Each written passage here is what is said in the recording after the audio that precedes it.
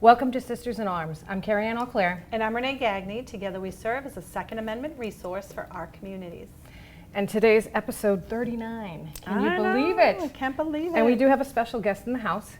So thank you, Nolan Howard, for coming. Thank you. So you are the president of NAGGA. Of the Massachusetts chapter. Yes, of Massachusetts. So can you explain to us what that stands for So and a little bit about the organization? Yeah, so NAGGA is the National African American Gun Association. They've been around since 2015. They started out in Georgia by Mr. President Philip Smith himself. So over the years, I guess they were very concerned about 2A in the black community. I know in our communities we've been kind of plagued by gun violence. It's a little different down south because everything's normal down there. Up here in the north, it's in the West Coast. It's a little like So after that, let's see, in October of 2 years ago, I decided we did have a chapter, but it got dissolved for other disclosed reasons, which I'm not going to bring up. But I brought it back open That's back awesome. in October in 2022, and we're still here. And this year is going to be our second Juneteenth event this Saturday, and I'm the Manchester Fire Line, and Manchester, New Hampshire. Nice. So how many people do you have in the chapter? So right now in the chapter overall, probably about a good solid about 12 to 15. Right, and you base it out of a certain club, or is it like No, statewide? So we're statewide. Okay. You can go, anybody can come. Nice. We got someone who lives in I think near the Pittsfield area. So Oh, he nice. drives all the way. Wow, that's a Yeah. distance. I mean, like when we go to the Red, it's like once a month. He makes the commitment, and I think our next one, I think in July, we're going to be out that way. So what do you do during your meetings? Basically, we have go over what we went either our last meeting or last shooting range event, talk about what's going on in our community, how to be better, and discuss for the upcoming events, for later on in the year. Nice. And you are also a firearm instructor as well? Yes, I'm an NRA firearm certified firearm instructor, stop the bleed instructor, and I'm an NRA RSO as well. Nice. So. Very nice. Do you have other instructors within your group as well? Yes, so my VP, Antonio Miles, he's the Urban Shooting Experience. He's out of Boston as well, but he lives in New Hampshire, but he comes down. Lucky duck. I know. It's like, it's not luck, Nolan. It's not, I'm like, okay. But, so he comes, he's also an NRA instructor, USCCA instructor, Stop the Bleed instructor, and a little bit more. So. Nice. That's awesome. Yep. Did you have? I have so many questions. Oh, joy. I tend to, when I get excited about having people on, my head's like, blah, blah, blah. I have so many questions, so I'm going to try to keep it nice and organized because we only have, 25 minutes or something. Yeah, So, unfortunately. Nolan, thank you so much You're for welcome. driving in. Thank you. Boston traffic is not fun.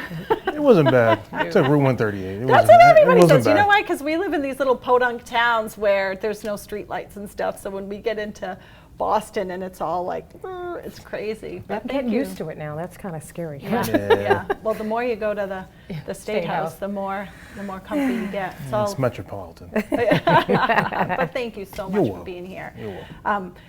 Carrie and I pride ourselves in spreading education to our communities, focusing on organizations that most people don't know about, haven't heard of, and everything in 2A in Massachusetts is like, nobody talks about it. You're not going to get education from the state, even though they're supposed to send out PSAs, right?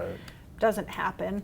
So Carrie and I just kind of took it upon ourselves about a year and a half ago to start something so we can help our communities just learn about this stuff. There's so much education out there. There is. And not everybody can afford it. And you know that.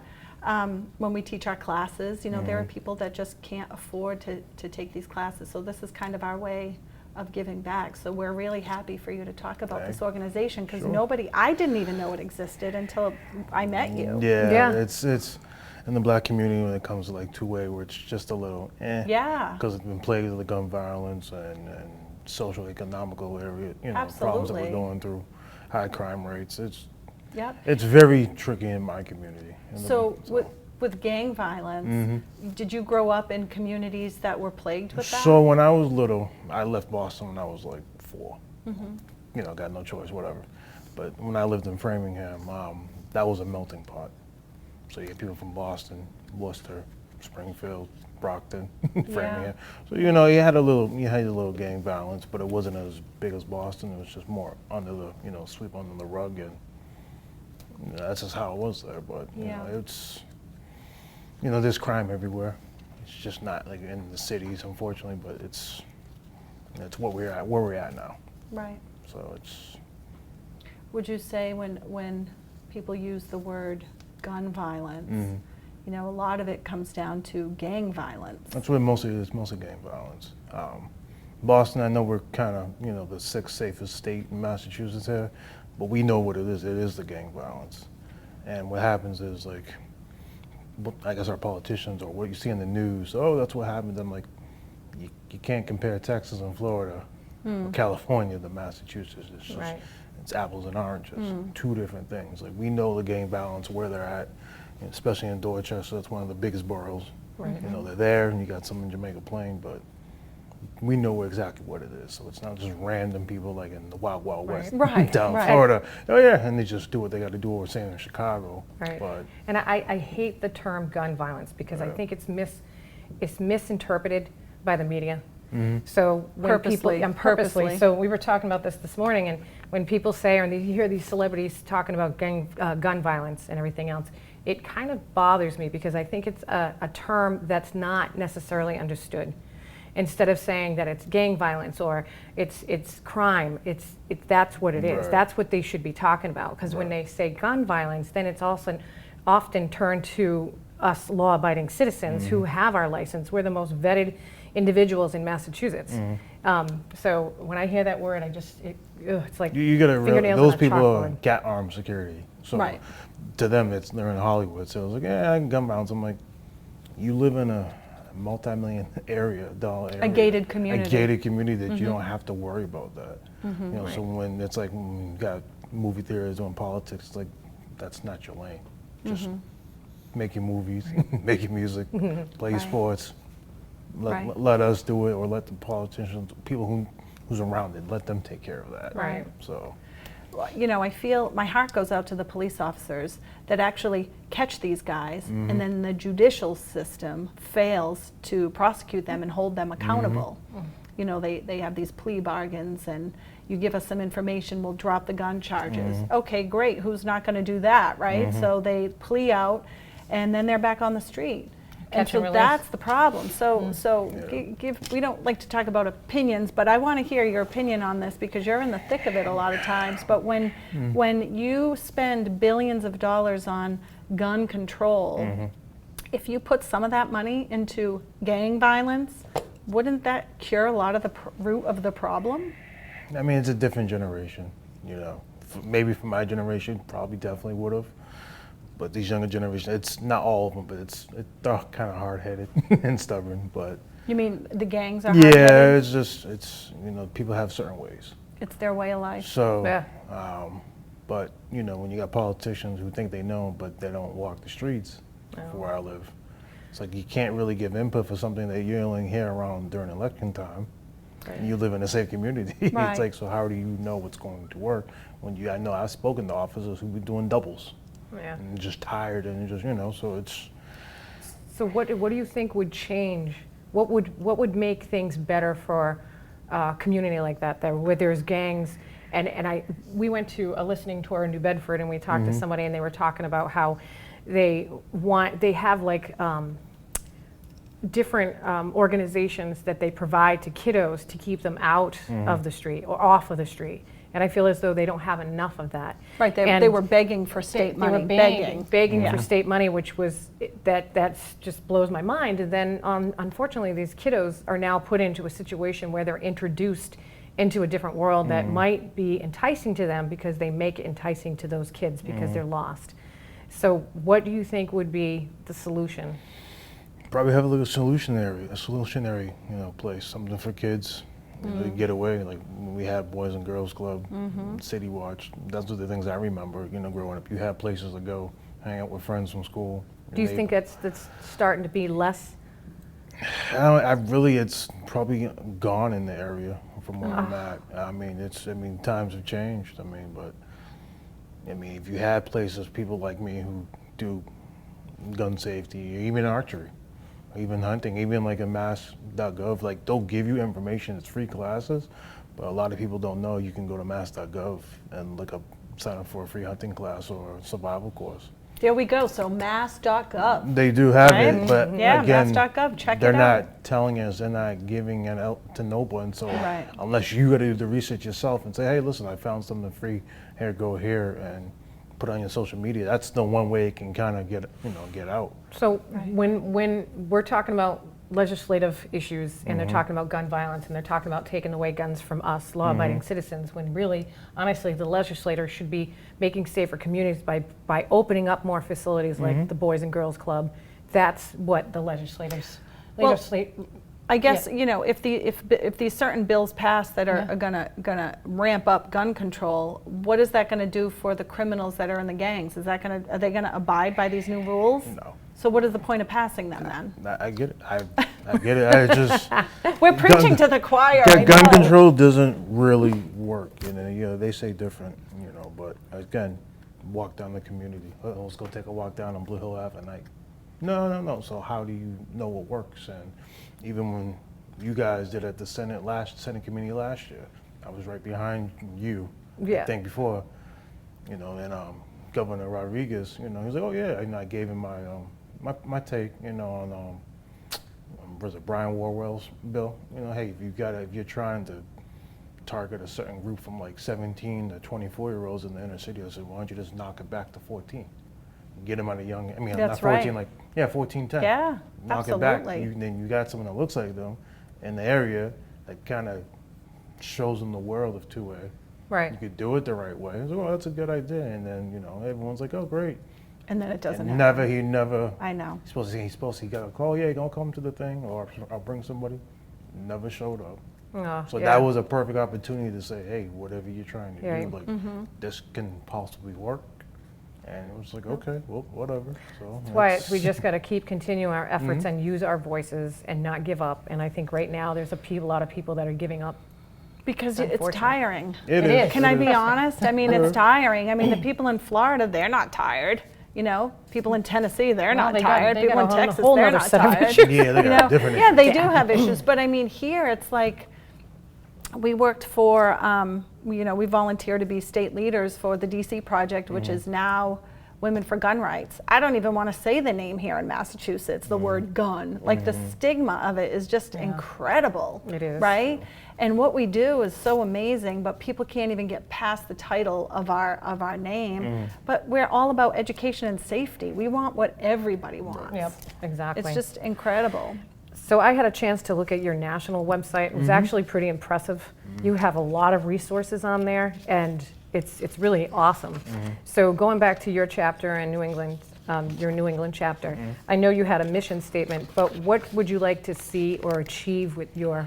So for my chapter, I would love to have it to be like, the biggest chapter in the Northeast. There is a chapter in New Hampshire, but New Hampshire's big, so it's everybody's spread out, but that's it for the Northeast. Up here is in New Hampshire and us. Yep. So for me, I would like us to be like the biggest in New England. So what's the benefits of joining your chapter? So when you do that, you get a brotherhood, sisterhood, camaraderie. Like I said, we're having a range day, so you don't have to kind of pay out of pocket for a range day. Oh, okay. When you do, there's a bunch of discounts when you join the NAGGA from the Nationals and join us. I get discounts from Scorpion Arms, from Magpul, you name it. So you get a bunch of discounts off of, name brand things. You also get a different sense of, Support? support from like-minded people. Yeah, that's awesome. And it's not like a white thing. You have people, it's everybody thing. Yeah. So now everyone you feel a little bit comfortable. So anybody can join. Anybody can join. We're not So that was my question. Yeah, we're not NAGGA is not a prejudice or. I was just going to say that, Nolan. It says it even in the national. We're not like that. For the people that are listening, saying, we're trying to kibosh and mitigate discrimination. Is this organization, What are they doing to mitigate it if it's specifically for one population? What would you say to those people that are saying you're not helping mitigate discrimination by being a president of a club that is specifically for African Americans? But as you said, anybody can join. Anybody can join, like I said, yes. I mean, if you look at history itself, African Americans join every single war. You can possibly imagine a fight with the counterparts. Yeah. Unfortunately, we had the lower parts of the job, of the military jobs, but it's for anybody and everybody. I know, certain things feel kind of like, oh, that's not right and it's not fair. It's not about that. We're not trying to be segregated or separate from them. No, anybody can join. Like You're just trying to get people out there. We're just trying to get people out there. Hey, this is what it is. Good. Yes, it's a different perspective that you guys never seen before in the States. So it's just like, well, where'd you guys come from? Yeah. So, well, I love it because Gun Owners Action League, when they have the end of the month, end of the year meeting, it was last year that I went to it, and there were a couple hundred people there, one African American, and he was an instructor. And he said, where are my people? Like, where are they? And how we're like, can we get more well, people we don't to know come to how these to meetings? Get them to come, but Goal has over 20,000 members, and how come no one's coming to represent them? So I think it's because, like I said, when you live in the suburb, I lived in both suburban and the urban areas, so it's like I said, maybe in that perspective, it's like, yeah, we don't want to go to Boston because you don't know where the majority of black people are. It's either Roxbury, Dorchester, Mattapan. When you hear it, you're like, and it's like, and there's good parts of those areas. It's just in the city, they just been, how can I say, not aware of the situation. I think of gun rights and stuff. When people take my class, they're like, how come we never learned about this? I said, well, it's your local politics. It's who you vote. Yeah, it's really what it comes down to. It's your local politics, because if you would have got all this information, if you've been more aware, and like I said, I get it. We've been stigma through gun violence and all that stuff, but once you get over that and understanding, you feel better. Like, okay. Like, you can use this to protect your family, and unfortunately, you're in a situation where you're hearing that the gun violence or the gunshots or this, that, and the other, or the people doing very bad things with an object, right? And I think when you see that or hear that, it's always a negative thing, that they don't think out of the box that could actually be a positive thing. And let's learn about it and educate my community. A lot of people now are now getting on the bandwagon in the Boston area. It's just because they're seeing what's going on around the world. Right. Yeah, before, scary. So now it's just like, but now it's like, hey, listen, when's this happening? Where's this? Where can I go with this? And it's now they're getting on the process. Sometimes it's a little bit late, unfortunately, but because of Boston PD, it usually takes them a year. Yeah. I had students who, even my own godfather who took my class, Yep. he finally got his license in last February. That's awesome. This past February. It took him a year because of the fingerprints. You know what's sad? The statute is 40 days in Massachusetts. Yeah. Okay? 40 days. Yeah. And it's taking a year. But they're not held accountable. They're not held accountable for it. Held They got sued, and I think it was still up in court, but I don't know what's going on with that. So don't you? So thank you. Can we say thank you to the PDs that actually absolutely. do? They're facilitating these license to carry and the FID cards fast and upholding promptly, and upholding what the statute says, 40 or less days. Yep. It's incredible, and we thank That's all of the work. chiefs that do that, because it is a lot of work. Right. It's an absolute. And I'm so glad that you came on the show, and I'm sure you probably feel the same way, that we need to start networking. And I'm saying we as a community, not we as Armed Women of America Goal, all of us as a community, and to have organizations and be different parts of Massachusetts to work together and help your community know about Goal, know about all of the other organizations that are working together to try to protect our civil rights and educate I think it's great. I know a handful of black instructors who know about Goal. So through social media, we know about it, and it's just, I think you guys would have to come to us. I would love to come to you. So Carrie and I will go anywhere you tell us to go. But I think it would do justice if Jim Wallace and John, they all just came. Hey, listen, this is where it's at. I know it's different from your area. It's a little bit, but it's when you have the people who are from the community know where certain places is, you feel a bit safer. well, maybe we can come up with a medium, Yeah. like a middle ground somewhere, and we can try to make that work. Yeah. But not just even knowing about goal, not saying that. It's just your community knowing that there is places out there that can educate themselves to be responsible gun owners, so they can provide that education to, you know, their neighbor and their neighbor's neighbor and the kids, especially the kiddos. That just, if we could just do that and really focus on concentrating on the youth and help them educate themselves. It is the youth. The youth You know? is so Yeah. important. Like I say, if you had something like a solutionary place like Marsh Torrent has, like in Philadelphia, if you Yeah. had something like that had a lot of black instructors, I think they'd be like, oh wow, they'd be more open to it. Yeah. And they say, hey, listen, now we're going to bring it to a competitive somewhere like in Harvard. Or Right. Carthage. Sure, that's super far. Yeah, unfortunately, well, these are the rules. But then you get to widen their mind and say, oh, wow, I could do that. Like, yeah. And they can meet everybody. And you can meet everybody. And we're all on the same page. Carrie and I did that for the women of Massachusetts because, you know, there really wasn't much for women Yeah. here in Massachusetts. So Carrie started, what, 5 years ago, yeah. Whew, already. So Armed Women of America for Massachusetts, that's another national organization, and she started the first one in Mass, just like you did here. So, I mean, congrats to you guys, because it takes us one doesn't little want- people yeah. to do this. I mean, really, we're just regular people, right? Anybody can do it. You hear the need, right, where you are. I hear the need where I'm at, and, you know, together, right? That's what it's all about. Yeah. So. That's what I love about range days, when we put these range days on. There was a stat on your national website that I found very interesting. 400,000 firearms are stolen every year. That's crazy. But it was a little section on your national that says protect what protects you. And I thought that was great because it was talking about how to lock up your firearm, how to keep it safe, how to keep it out of Our you know. organization, we teach that. Yeah, There's I a think summit, it's great. I think there's a summit in Houston. Is it Houston or Dallas this year? I'm not going for it today. But they do stuff in workshops. You know, for you name it, like down there. So But if it's you- pretty big down there. Yeah, that's But great. that number is crazy. And this is nationwide. Yeah, So yeah, I'm yeah. curious to see what the number would be in Massachusetts. But Probably Well- 0 to none. Yeah, yeah, right. Seriously, because when you get a free range down south, it's like the people leave it in their car because it's it's normal. right. But so this is what happens. You have the high, 400,000, and mostly it's probably from down south. You wouldn't hear nothing like that in the Northeast like that. Right, where very, everything's very, locked very up. little probably. right. Not even like it's minute, like a little It's drop in more the bucket. more illegal guns coming in Right. and being sold. That's our issue. Like we Yep. have a handgun problem. We don't have a rifle problem.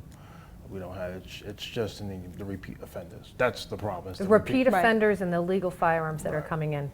Those are Yep. our two main issues. It's not the ARs. It's not your shotguns. Yep. It's not your bullet action rifle. It's none of that.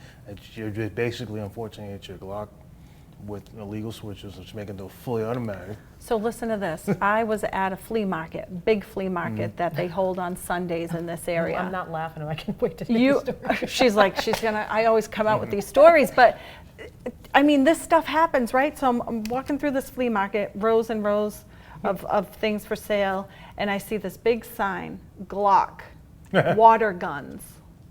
So I look at these water guns, guys, they looked real. I said, people are going to get hurt with these because they're going to be out pointing these Did you guns. say that to them?